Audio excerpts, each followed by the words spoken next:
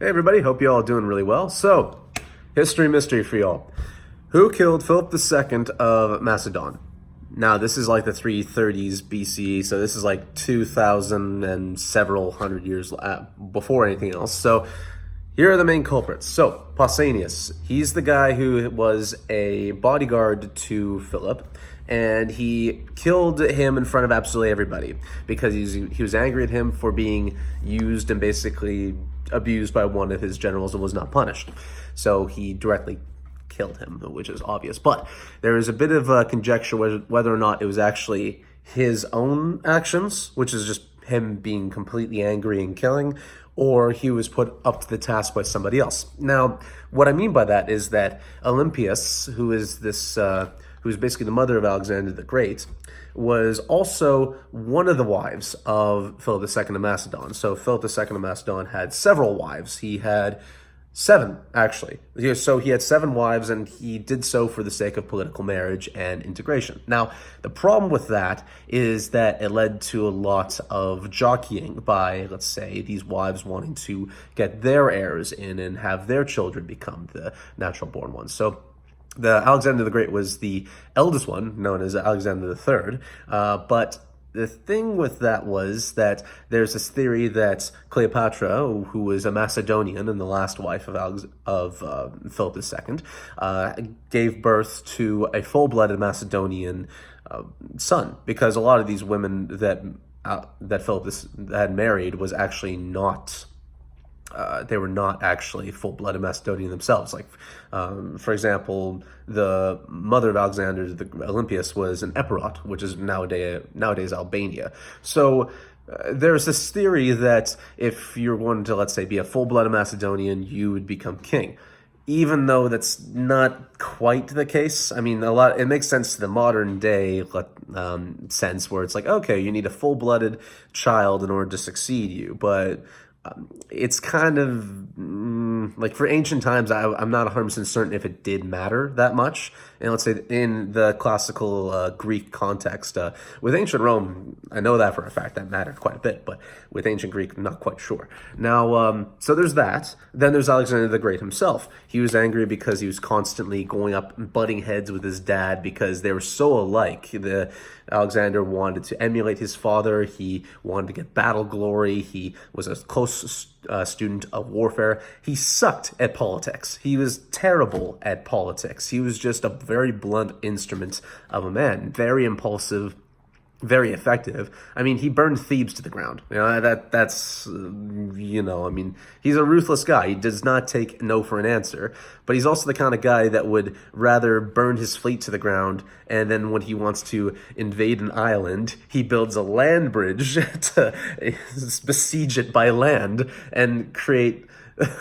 This is what I'm saying. He's a very, very impulsive man. So there's a couple of scenarios where he's frustrated. So he wanted to, let's say, marry this one woman named Ada, who was the daughter of Pixodarius of Caria, who's a satrap within the Achaemenid Persian Empire. And what happened was Philip II tanked that because it was done without his knowledge. Alexander was like, oh, I like this chick, I'm going to marry her, and I don't care what you say. And, well, it didn't really work out that well. I mean, to be fair with Philip II's choice, that kind of made sense. Pixodarius killed his original, let's say, the guy that came before him, Tissaphernes, and he was very unstable. It was a very unstable match, and I get that. But it's just episodes like that may have led to Alexander despising his dad enough, even though he held him to high regard. Now, on top of this, I'm thinking that Pixodarius may have been actually another culprit as well. The reason why is because when Philip II was assassinated in 336 BC, I think it was, he already sent off a couple of his generals to Persia to actually form an expeditionary force on behalf of the Hellenic League. So Philip II spent his entire life taking over Greece, or at least producing a hegemony over top of these other Greek states, such as, let's say, Thebes, Athens, etc., in order to actually become the main hegemon and be considered Greek. Because a lot of, let's say, Greeks, such as in the south, like the Ionian Greek people, such as, let's say, and the Attic Greek-speaking people, so like Athens, were very much looking at the Macedonians and saying, "You're not Greek. You know, you should not be a part of our Olympic Games. You should not be drinking wine because you're barbarians," etc. So, you know, it was very racist, you know, I'd almost say. But at the same time, it was sort of, Macedonians were kind of in this weird spot where it's like, were they actually Greek or were they not? And then they just sort of went with it. And there's definitely some motivation for a lot of Greek city-states to want to break out, because the moment that Philip II died, I mean, Thebes tried to rise up, but Alexander the Great crushed them. Like, crushed them. I mean, he burned them to the ground. I mean, this is the type of people, this was the city-state that defeated the Spartans in the field. You know, this was the city-state that was viewed as the preeminent land power in the Greek peninsula. Anyway, so that happened, and well, it delayed the Persian expedition by a couple years. So I'm thinking maybe there might be some overarching kind of, I don't even know, political stuff. But anyway, in summary, who killed Philip II? Do you think it was Pausanias, who was the bodyguard? Do you think it was Alexander the Great, his son? Do you think it was Olympias, who was his wife?